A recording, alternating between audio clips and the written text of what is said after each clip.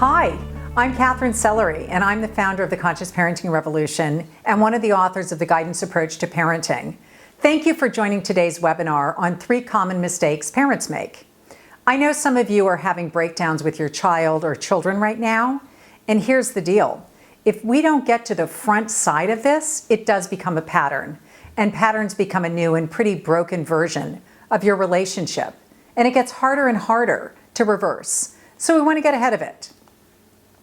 Some of you may be here because you feel like your kids don't listen, or your kids are lying to you. I mean, that's happened to me.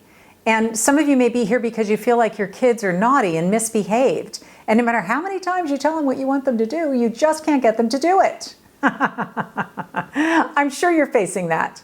Some of you may be here because you feel like your kids are making bad decisions and they're turning toward their peers, and you really want them to turn toward you for your support, your advice, your perspective. And you don't know how to get that to happen.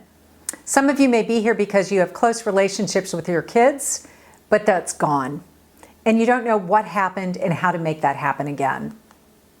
You're in the right place.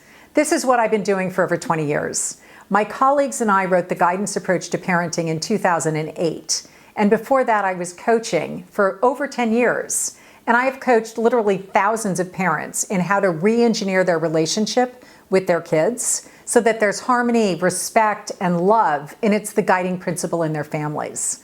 I went to law school. I later became a mediator. I'm a student of some of our greatest teachers in nonviolent communication and conflict resolution of the 20th century.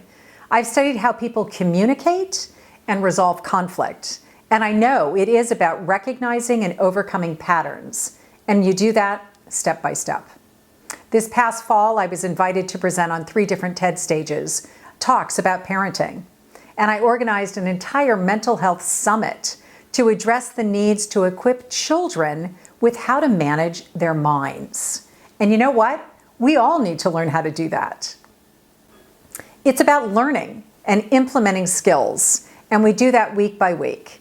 And it's about supporting each other too, to applaud our successes and encourage each other to apply self-compassion when we blow it spectacularly, which we're going to do. So take a moment and consider, what's your biggest challenge with parenting right now?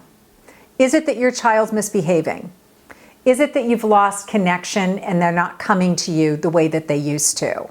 Is it that you're just stuck not knowing how to stop reacting and overreacting to things that they say and do? I want to assure you that this is a safe space, and I invite you to take a moment and just think about what's going on for you and jot it down. So my first child we nicknamed Saint Sam.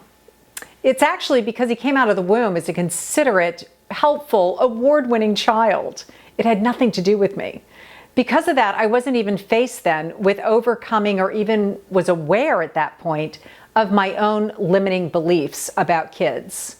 Things like kids shouldn't embarrass me in public, or what are other people thinking about me?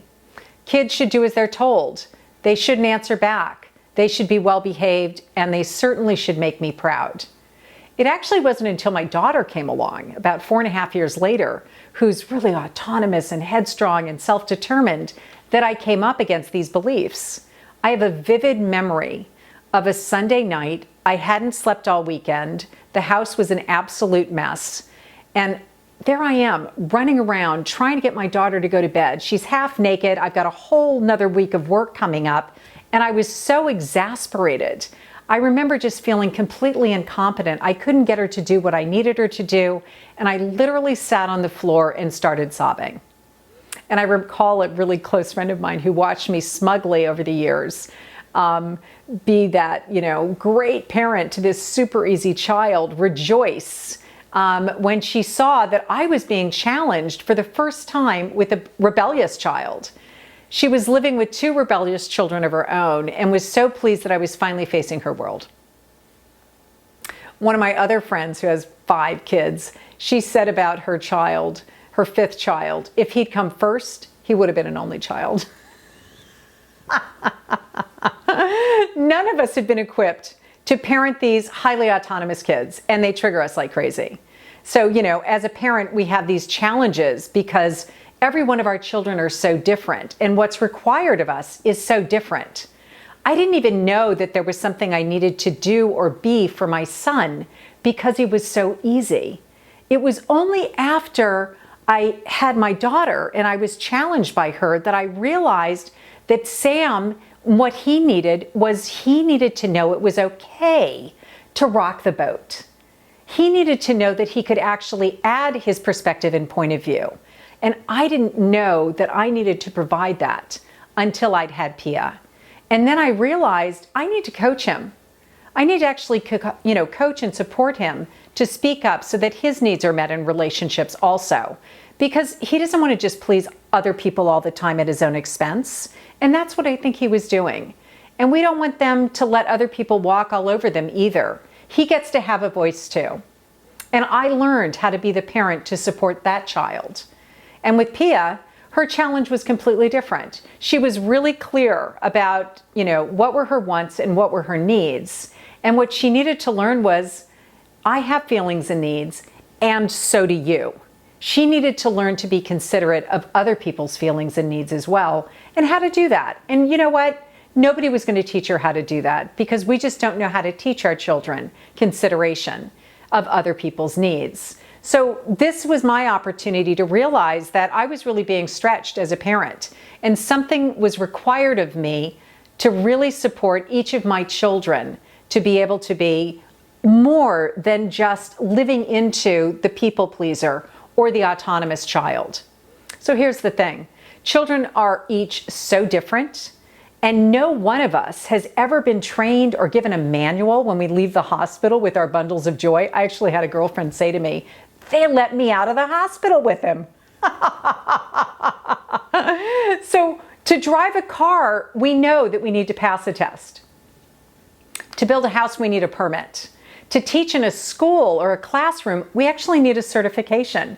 And yet, to raise a family, we are left completely unequipped. There's no test, there's no manual, there's no support, there's no training. We just walk out of there as if we're going to know how to do this. One of the most complicated, complex dynamics. I don't know why we don't care more to support each other as parents. Nobody learns this stuff in school. So we need to get you the tools to forgive yourself. Get to the front side of your parenting, of these dynamics. Learn the guidance approach, and you'll be able to change the dynamics and support your children in ways you've never been able to do up until now. All I had was the past to draw on. And I had parents who were unconsciously parenting me. God bless them. And my siblings and I actually were harmed as a result. They weren't doing anything on purpose. Goodness knows that was never their intention. And we certainly knew we were loved. And yet, the road to hell is paved with good intentions. The fact of the matter is that in our communication are embedded so many assumptions about the other person and why they're doing, what their behavior is coming from. We don't even know what our assumptions are. And frankly, we end up demanding behaviors, and we don't even understand what it is to be assertive and really effective in problem solving, conflict resolution. The unexamined life is not worth living is a famous dictum apparently uttered by Socrates at his trial for impiety and corrupting youth, for which he was subsequently sentenced to death, as described in Plato's Apology. Most of us grew up with the programming that we're not allowed to rock the boat, and so that means we're trained to do as we're told. The problem with this approach is that if we are silenced long enough and over time, we can actually become disconnected from our inner no. And if we stop perceiving the other person as looking at us as wrong or bad for having the no, and if instead we look at our children, not that they're being defiant, but when they say no to me, they're saying yes to something inside of themselves. So we can shift that. Our children are actually in danger when we disconnect them from their inner no. It's not that we're saying that they don't need to shift. They may need to shift, but they also need to stay connected to themselves as well. I know for me that once I said a no, it was perceived as being defiant. And that although I grew up thinking that way, I didn't want to pass that on to my children. And this is where I wanted to become more conscious. I actually wanted to have a deeper sense of what's really going on here in this conflict is not that I need to make them behave, but that I would like consideration for what's going on inside of me, and they would like consideration for what's going on inside of them, and we need to shift this conversation. What I learned is that whoever had the most power in the room was the person that we got to obey. And instead of using power over, what I really want is for everyone to learn to be considerate of each other's needs. And I don't know about you, but it certainly hurt me in life to become disconnected to my no. So really, we may not realize it, but this is usually why we're triggered when our kids say no to us. It's something about our past. It's something about how we were trained, and we perceive it as defiance and disrespect. And our kids rocking the boat by not just agreeing and being obedient and compliant with us. Something about kids are just supposed to be seen and not heard. We hear it as disrespectful. We punish them from this perspective without any sense that what they're really trying to do is just speak up and have their viewpoint respected. Remember, a no to you is a yes to something inside of themselves. So mistake number one, most parents default to control rather than learn a guidance approach to parenting. So I know you're taking this, control a kid remote control, and you're wanting to put it in your hands, and you're praying that you can just push a button and that you can get them to do their homework, clean up their room, tidy up, do their chores, eat their greens, stop sulking, don't answer back, and just push a button to get them to do what you want them to do. And the reality is that we use rewards and punishments like we use a remote control, as if we can apply various threats and get different channels on the TV, get them to change their behavior like they're a television set. But because children aren't TVs, we can't actually use this approach of just pushing a button to get them to change what's going on inside of them, because their behavior is actually a reflection of their internal world, their internal experience. It reflects their needs, whether they're being met or not met. It reflects their ability to regulate their emotions. It reflects their ability of what their skill levels are, developmentally where they are. All of this external, what you're looking at, is a reflection of their internal world. It's not really about defiance. It's not really about disrespect. Those are our judgments. So when their needs aren't being met, they tend to express themselves tragically. And I can do that too. And maybe you can relate to that. I like to call it the tragic expression of the unmet needs. And we see that people who don't have the words for it to be able to say, oh, I'm feeling this, I'm needing this, they tend to focus on blaming. And so there's a shift that needs to happen, which is totally addressed in the course. How to be able to change what we call to an observation rather than an evaluation. We address all of this in the 90-day Parenting Reset program. And the skill sets that put us apart from other parents have to do with the ability to see things differently. And now we have more choices so that we can respond to situations. Parenting that focuses on what's wrong with children or what's wrong with their actions relies on a belief that scolding them, making them feel bad, and punishing them will motivate them to act differently. So there are two styles of discipline. One is called the behavioralist approach, or a controlling form of discipline. And it uses rewards and punishments, things like praise and treats and star awards and merit certificates and pocket money, to get children to do what they are told to do. Or punishments like the reprimands and the timeouts and the corporal punishment to induce children's compliance. Fundamentally, a behavioralist believes that you pay for good behavior. And you take stuff away if you don't get the good behavior, and you just keep taking stuff away and threatening until you do get the good behaviors. And a guidance approach doesn't believe in rewards and punishments. In fact, my kids have never been rewarded or punished in their entire lives. Not by me.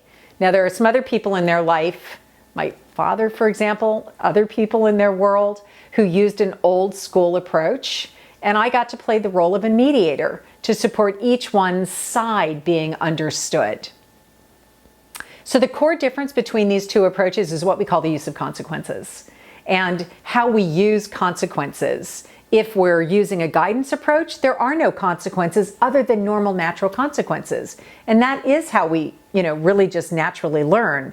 But consequences is a euphemism for punishments if you're using a behavioralist approach. So this is the fantasy of every adult, right? If we could just push the button and get the child to stop crying and just behave. But it doesn't work that way. Underpinning each style is actually completely different goals.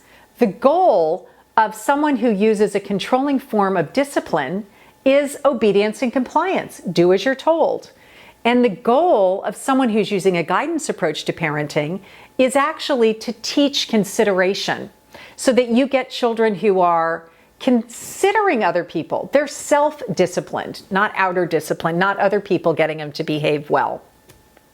They learn how to regulate their own emotions, how to cooperate, and they also learn a sense of potency, that they can make a difference to situations, that they have self-efficacy, that they are actually able to change things in their lives, that they're not a victim. So think about the discipline style that you've been using. You may recognize the goals of that style are actually not what you want, and that you really want your kids to learn to be considerate. Here's the thing. You actually can't teach children to be considerate using rewards and punishments because it focuses the mind of the child on what am I going to get or what's going to happen to me. And consideration is not focusing on me, it's focusing on the other person's experience of my behavior. So if I want someone to learn to be considerate of other people in the room, we can't use an approach that focuses them on themselves. And that's actually what's happening with a controlling form of discipline. Not only that, is Marshall Rosenberg, the founder of the Center for Nonviolent Communication and the father of restorative justice in America and a teacher of mine, he used to say that punishment doesn't create the changes in behavior for the reasons we want. So if you're only looking at one question, and the question is, am I getting the change in behavior? If you just look at that one question, you may think that a controlling form of discipline works because you get a change. But if you ask another question, what are the reasons why I'm getting the change in behavior? That's where you begin to see that using a controlling form of discipline falls apart. Because children are changing their behavior not out of consideration, but out of fear. And most parents that I've ever met actually want it to come from within, it to be motivated by the child's sense of, oh my gosh, I didn't realize that this was getting in the way of you being able to meet your needs. And to spontaneously be able to just want to change their behavior, not because you make them, but because they'd like to. Before taking Catherine's parenting course, I often felt frustrated and confused over frequent power struggles with my then 2-year-old toddler. I had patience, love, and open mind, but what I lacked were the right skills and approach with which to guide my first child.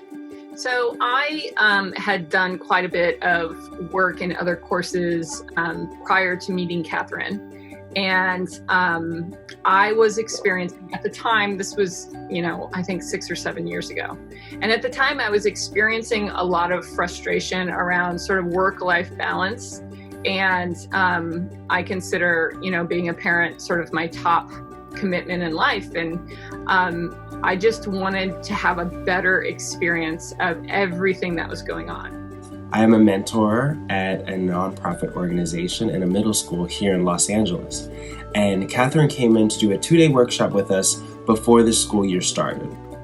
And before this workshop, I did not realize how my communication would land in such a way that it could be disempowering for not only myself, but also the people I'm communicating with.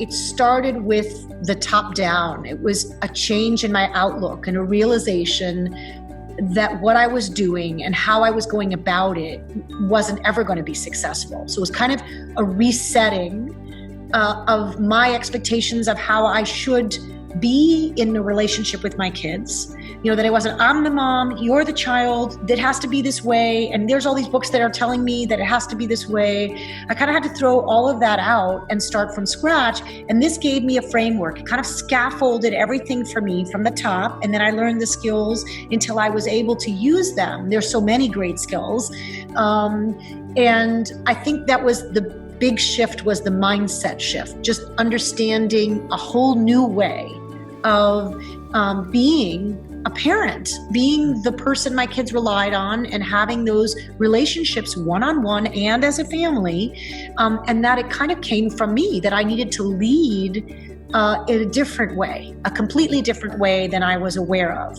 I had no idea and would not have had an idea of that unless I had taken the course, because I had tried lots and lots of other ways. It's a journey. And what worked really well for me was sitting with other parents, learning from other parents, and learning that we're not alone in this journey, and we continue to evolve as parents as our children continue to grow. And there are good days we get it right, and there are days that we need to work harder, we need to practice more and learn more. And also what worked well for me was Catherine's communication style. She's very direct, she's very open, she's very blunt. And I think that's very important when dealing with parents, because often we also don't want to listen to realities or to receive wake-up calls. Dr. Thomas Gordon's research, which he was nominated for the Nobel Peace Prize 3 times, focused on when you use controlling forms of discipline, you activate what they call the 3 R's: retaliation, rebellion, and resistance. And then Dr. Louise Porter found in her research that 3 out of 4 of our behavioral disruptions are actually the 3 R's. So 75% of the time we're running around managing problems that are the secondary problem. They're activated by a controlling form of discipline. So my gosh, what are we thinking, people, right? We've got to stop creating so many problems. Mistake number 2, we want a quick fix and we fail to teach. So it's almost like children are on the marching out to get us, and we've got this perspective that they're out there picketing whenever they're advocating for something that we don't want them to advocate for. I had a family that actually hired me to work with their son, who was a little boy. He was like 6 years old, and he was spending most of his life in timeout. He was in the principal's office. He was locked up in a room by himself. He wasn't at recess. He was just in trouble all the time. And you know what it was? There was a girl in class, and she just knew where each and every button was. And it was like she had the remote control over him. And she could just push this button and aggravate him or touch him in this way, and man, he would fly off the handle. And who was the one that was getting in trouble? He was, for his reactions. She was the little perpetrator, but nobody ever saw that. She was the one pushing this and pushing that button. And so she was creating all of these reactions. So when I started working with him, I said, do you have a TV? And he looked at me like, yeah. Rolled his eyes. And I said, well, does it have a remote control? And he looked at me like, duh. And I said, well, have you ever thought about this? Have you ever thought about your little friend in class? Let's call her Jenny. And so I said to him, so you realize you've given the remote control to your behavior over to her. You can see that, right? And he was like, oh, wow. Yeah, I totally see that. And something just flipped inside of him. He went and he managed to just get out of this idea that other people make him feel, other people make him behave, that it's somebody else's fault. And all of a sudden, honestly, this kid at such a young age was, expelled from school, and he was having so much trouble because he didn't know how to take the remote control back. He learned. And then he started taking it back. And at the end of the year, when I came back in to meet with the principal and the guidance counselor and all the people in the school, we just wanted to do an assessment and say, okay, where are we now? And the principal said to me, you wouldn't believe it, but they sit at lunch together now. He isn't even triggered anymore. It transformed everything. And it was so beautiful to see how somebody who was on the road to being a troublemaker, who couldn't manage his own responses, was able to learn self-control, self-discipline. And do you know how great he felt? Oh my gosh, he just felt so good about himself. He was chuffed. He was really chuffed. And that was a beautiful experience to see that transformation. But before that, we were in this nasty cycle of what we call, the reactive behaviors that happen in response to controlling forms of discipline. So every time he was in reaction, He was told to stop it, but he didn't have the skills to stop it. So then they threatened him. And then they started taking privileges like school away and privileges like recess. And I mean, all of these things away as if that was going to teach him how to have the skill. It doesn't teach anything. But what happened to him is that he got angrier and angrier and more defiant and self-defeating. And he started telling himself that he was a bad kid. And the stories that he started, creating in his head, none of them were true. What was happening is a dance. And this is a dance we can break the cycle for. And we can do that by learning the guidance approach to parenting. Because what we really want is we want children to be considerate of not only other people, but also of themselves. And expecting children to think about others, to be considerate, it is actually a far more demanding skill than simply requiring to do as they're told. So obedience requires no thinking whatsoever. And guidance actually requires consideration of other people. So children's repeated experience with having to surrender their own interests in the service of arbitrary compliance increases children's oppositional tendencies and hostility toward and conflict with parents, teachers, and others. So from Dr. Gordon's research, we learned that when we use the controlling form, we activate the 3 R's, retaliation, rebellion, and resistance. And from Dr. Porter, we learned that those actually take up 75% of our time. So when we see these children reacting, we need to look at them differently. And there's a whole skill around that, which I teach in the 90-Day Parenting Reset program. Children actually need our compassion the most when they appear to deserve it the least. What we need to do is we need to teach children to manage their emotions. Feelings and subsequently the behavior that flows from the feelings are controlled by how we're relating to the feelings, if we think it's who we are, if we identify with it, or if we look at the feelings and have some spaciousness around them. The feelings are affected by the thinking, what we're thinking about the other person, what we're thinking about this whole situation.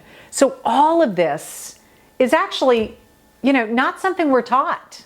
We don't know how to manage our feelings. We don't know what our right relationship is to the feelings that are coming up. Most of us actually think other people make us feel. And we don't have the capacity yet to differentiate between other people like catalyzing a feeling in me versus they made me feel that way. So we need to learn it, and we need to teach our children to learn it, because you can see already how we respond to everything depends on what we think about our feelings. And so how we think, our judgments of other people and their behavior, it disconnects us. Judgments will always disconnect us. So we translate judgments. We turn them into observations. We learn the skill of how to do that in the 90-Day Parenting course, because events do trigger us. Goodness knows that's the truth. How we go from once we're triggered to how we respond, oh my gosh, like the whole world wants to know that. I mean, that's why it's so important that we learn it, because otherwise we're in reaction after reaction after reaction after reaction. But feelings are like the telephone ringing. Marshall used to say, just pick up the phone. Listen to your feeling as if it's a messenger. And what is it that's the underlying unmet need? Because if you can connect your feelings to your needs, then you can begin to start working on how you meet your needs. And when you do that, you change how you feel, which is very different than thinking you need to change other people. Punishment seeks retribution for past misdeeds. Guidance teaches in order to prevent future misdeeds. I can remember at 6 years old, my daughter saying to me, "Mommy, I don't want to lose and have you win.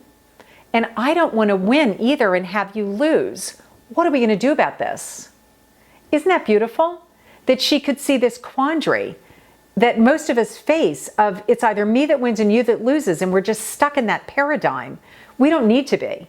We can actually find a whole nother system, which is what the guidance approach is, to be able to create the world in our families where everybody's needs matter. It's not you or me, it's us. And how do we go about that? It's not every want gets met, because wants and needs are different. And you'll learn about that in the program as well. But it is that everybody's needs matter. And then the conversations are different. Like, how are we going to go about meeting our needs? Mistake number 3, we interpret autonomy as disrespect. So it's really about autonomy, and children is interpreted as disrespect. And it looks like this. How many of you are going, oh my God, you've been to my house? So autonomy, not to be confused with independence, self-centeredness, or detachment from others. Autonomy is the capacity to steer our own course in life, to make choices for ourselves, and to exercise volition. It is not self-centeredness. And that's a huge mistake that a lot of people think, is that autonomous equals self-centered. No. Autonomous people are and can be extremely considerate of other people. So when we look at our beliefs about children, they inform our approaches to discipline. With a controlling form of discipline, you have an underlying negative, distrustful belief about children. And there's language that implies this negative belief in the way we speak about children and their behavior. Maybe you've noticed when you've said things or heard things like, children are attention seeking. They're manipulative. They misbehave deliberately to get at you. And they have got to learn. Learning self-discipline, as if that would ever work. And if you don't come down hard on behaviors, they're going to just keep on happening. Give them an inch, they'll take a mile. Adults can't give in to children. If we do, they'll have won and we'll have lost. Spare the rod and spoil the child. Now, this is such common language to describe children's so-called bad behaviors that we don't even realize that what's embedded in this is a negative perspective. But if we compare racism versus ageism, I think we see it. Greeks are attention-seeking, whites are manipulative, Asians misbehave deliberately to get at you. New Zealanders have got to learn. If you don't come down hard on Italians, they're going to keep misbehaving. Give Aborigines an inch, they'll take a mile. We can't give in to Russians. If we do, they'll have won and we'll have lost. Spare the rod and spoil the elderly. We laugh. It's blatant racism. But when I said children in front of each of these sentences, nobody had this response. Nobody had this sense of injustice that we just had now, because it is so deeply embedded in our perspective. We don't even realize it, but we actually have this deep distrust that children are out to get us and that they're doing it deliberately. But what we know is that children act the way they do to meet their needs. And maybe they don't have a beautiful way. I like to call it the tragic expression of their unmet needs. They don't have the way, they don't have the vocabulary, they don't have the skill sets yet. And so we, as adults, when we learn this, have an opportunity to shift. It's not easy, but I've seen literally thousands of parents learn how to do it, and it changes the whole game. It doesn't mean that we accept or tolerate inconsiderate behavior. Not at all. Just because we're not using an authoritarian power over approach, the controlling rewards punishment, that doesn't mean that we're not addressing the things that are not okay with us. We are absolutely addressing them. It's just we're using a different approach to conflict resolution, one that doesn't activate the 3 R's, retaliation, rebellion, and resistance, so that we're getting the shifts and the changes without paying such a high price for it. We've covered 3 mistakes today that parents commonly make. Mistake number 1, most parents default to control rather than learn a guidance approach to parenting. Mistake number 2, we want a quick fix and we fail to teach. Mistake number 3, we interpret children's autonomy as disrespect. Consider what is the most important thing you learned today. Jot it down. What is the relationship that you're committed to with your child? Because the truth is, it's a two-way street, and being able to be in this coursework will very quickly open up lots of possibility and direct towards what that relationship you're committed to having is. And I'm always learning and growing, but that initial opening of the eyes that happened in the first course, I think that's really the critical piece, seeing it differently, to be able to have a harmonious and loving relationship more of the time. It's never going to be perfect. They're human, we're human, but it's going to be a lot better. And it happened pretty quickly when I took the first course. Honestly, I dread to think, actually, I have no idea how I would have how I would have got through the parenting years without it, I don't know, because all I knew is that I didn't like the way that I was trying to parent beforehand. You don't realize how easy it is. You just have no idea what you don't know, is what I found. And so easy to implement these things. And I mean, I know this sounds kind of salesy, and I don't mean it to be. I really am just so grateful, because I just see a whole new future for our family. And luckily it's already happening. So that it's kind of like the payoff happens so fast in a matter of days that it just keeps you, it just hooks you on wanting to know more and implement it better. So that's what I would say. Our relationship has changed, and it continues to develop. And of course, they go through different phases, they go through different needs, but I changed as a parent, and I think I'm much more aware and much more conscious of the things that I need to pay attention to. So I definitely recommend Catherine's course, because it's a huge awakening call for all of us as parents. One of my clients, Jane, is a mother of two. She's constantly arguing to get her kids to pick up the toys and to cooperate. Often it ends in tears and screaming and late nights, or not being able to get out of the house on time. Is any of this sounding familiar to you? What Jane didn't realize was her demanding, the way that she went about creating change. It was that was activating what Thomas Gordon talked about, the 3 R's, the retaliation, the rebellion, and the resistance. And when she took the 90-day parenting reset, she learned the skills and new ways of having those old conversations around the day-to-day issues. So now, guess what? They actually are willingly participating in the family chores. And the relationship with her kids has become joyful and easy and loving. It's clients like Jane that have made me so passionate about supporting as many parents as possible. In the training, you learn to see your children's misbehavior differently. And they stop reacting in the same way that they used to, because they recognize now it's not about the demanding activation of the 3 R's. Your kids recognize, hey, they're just trying to meet their needs. And you've got this toolbox to respond differently to all of the things that happen in the day-to-day life with your children. Parents who've gone through the curriculum, they create relationships with their children where their children feel connected. They feel loved and embraced and held and respected, and no longer is their relationship full of anxiety, conflict, and disconnection. If any of this is landing for you, you don't need a different child. You need a different strategy. The problem here really is that kids don't come with a manual. The conflict, the stress, the arguments that you might get into, the beating yourself up, the shame that comes for so many parents in responding in ways that you're not proud of.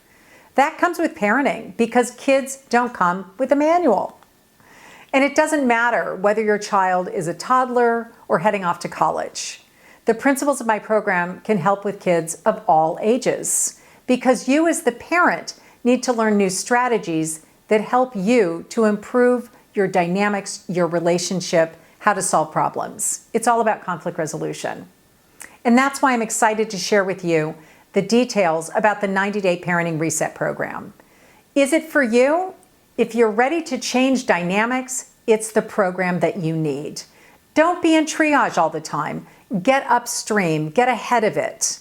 If you're serious and committed to yourself and your family, and shifting your communication patterns to bring about changes without the retaliation, rebellion, and resistance, this program will get you there. If you're ready to get clear about how you could inadvertently be creating some of the problems, then you won't be in constant breakdown if you have the toolbox, all of the different skills that you learn in the program. It's about getting you those skills, to teach, to train, to guide your children, to get to the front side of your parenting. When you learn this new approach, the entire dynamic changes so you don't have to be overwhelmed. It's because of overwhelm and isolation Those are the two things that take you out of balance. This will provide you the training you need with a community, which is key, connecting with each other and knowing you're not alone. So over the course, you'll see your dynamic shift. You'll get the skills to recognize when your child is signaling to you that they're having trouble meeting their needs. And once you know their coded language, you can respond to diffuse conflict rather than escalate it. You can also recognize when they're practicing their autonomy and not go into reaction. You'll create the connection, closeness, and warmth in your family dynamics.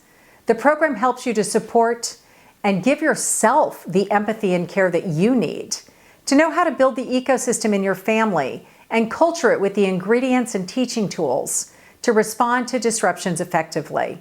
Once the ecosystem is back in balance, when somebody in the family is out of sorts, there are the supports there to care for that, and the connection and warmth are actually irresistible. And it's all because you learned how to cultivate the atmosphere for change and shifts. So it's a simple framework. And we know from the experts, Dr. Thomas Gordon was nominated for the Nobel Peace Prize 3 times for the work that we know around activating the 3 R's, the retaliation, the rebellion, the resistance. And Dr. Louise Porter in her research found that 3 out of 4 of our problems are the 3 R's. So we're actually creating 75% of the disruptions in our family. We can completely eliminate those. I trained in Gordon's methods, and Dr. Louise Porter and I collaborated and wrote the Guidance Approach to Parenting, as well as a colleague. So what's going to happen in the 90-day program is that you're going to get to learn how to nurture and get fast and effective ways to respond to your children's disruptive behaviors. There are 5 simple ways to clarify your values so you can choose parenting methods that actually reflect your values and reinforce them. How to heal the shame. If you're feeling guilty about how you've been parenting so far, let's heal that. To identify resources and supports that are already available to you to begin transforming your relationship with your child or your children. The surprising reasons that your praise can actually be contributing to children's low self-esteem. So here's what we're going to do. The course is delivered in 12 weekly video sessions, so you can watch each module when it's convenient for you. Also, you can rewatch it as many times as you desire. Weekly coaching sessions where you're going to get interactive sessions with me to be able to land the trainings that you're in and to be able to personalize it so that you know how it's going to work out in your family and how to apply it and integrate it. Step-by-step processes to transition parenting that's been based in rewards and punishments into a guidance approach to raising thoughtful, responsible children. Get those practical, helpful skills in mastering this new way of motivating children from within and of celebrating their achievements. A reliable guide for selecting the most helpful response to your child's anger in any given situation.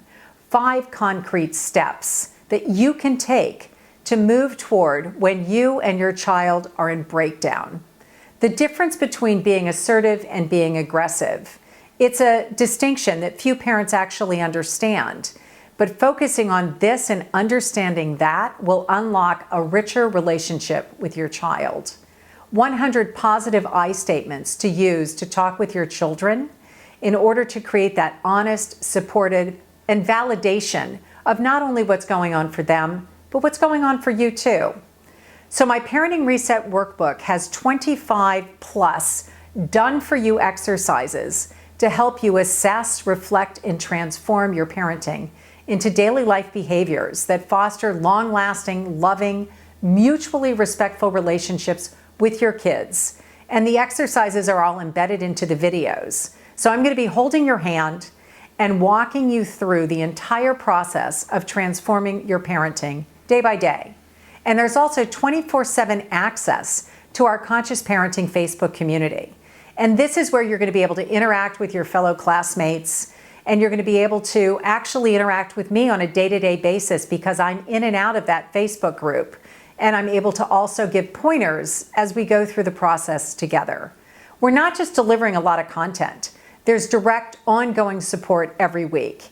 And this is a huge distinction where you're actually getting me involved in conversation with you and helping you through what you're trying to land. Everybody who wants is assigned a buddy who becomes your accountability buddy. And I find implementing new skills comes faster with this so that you can check in as often as you want with each other. So, how do we put a price on peace of mind? You know, what's the emotional cost of seeing your kids flounder and not have the skills to work out conflict with others? That's not just conflict with you. This carries forward into their adult lives as well. As parents, we wear our hearts on our sleeves, and we suffer too when our kids struggle. We want to know how to be able to help and support in ways that are effective. It's the most amazing feeling to be prepared, to have the skills to navigate and to know how to approach the issues that we come up against and support our kids to be the best version of themselves. They feel proud of themselves and you feel proud of yourself too. So when you consider the average amount of money a family spends on therapy and then tens of thousands that your kids are going to spend if you don't get to the front end of your parenting, there is absolutely no way to really know what this value is to you. What I am so proud of is that I have poured the last 20 years of my life into gathering all of these resources for you. You could easily spend $5,000 to $7,000 in the types of trainings that I've been taking for decades. And right now, the course is being offered at a significant discount. And I'm really excited to offer you this course so that you can join for only $697.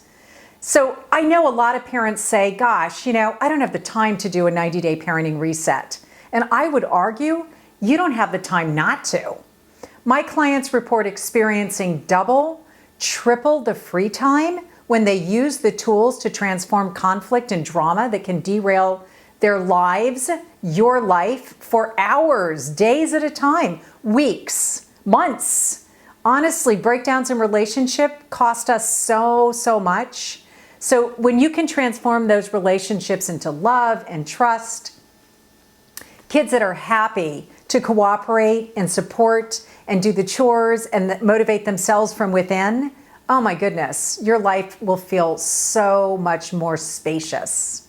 And I know it's easy to think to yourself, well, things really aren't that bad. But here's the thing, these behaviors escalate. And this is preventative medicine. Preventative medicine for your relationship with your kids, which I would argue is one of the most important relationships in your life, if not the most important relationship in your life.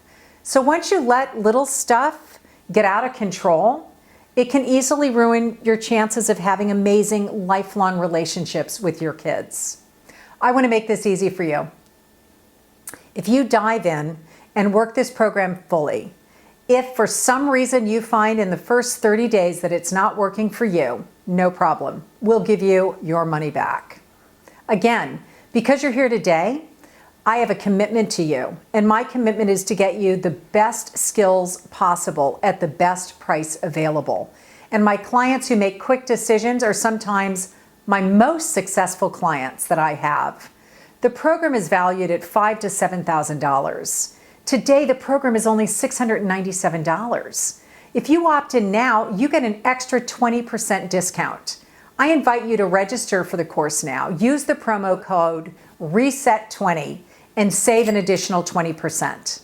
And in addition to that, because you're here today, you'll get an extra 2 bonuses. The bonuses are going to help you if you have children with high anxiety to know what to do to support that child. Or if you have a question in your mind, I wonder if my child's learning style is congruent with the style at my child's school. I have another module on helping you to determine what your child's learning style is and how to support them. So go to my website and under courses, you'll find the 90-day Parenting Reset program. Go ahead, get signed up, and I look forward to meeting you.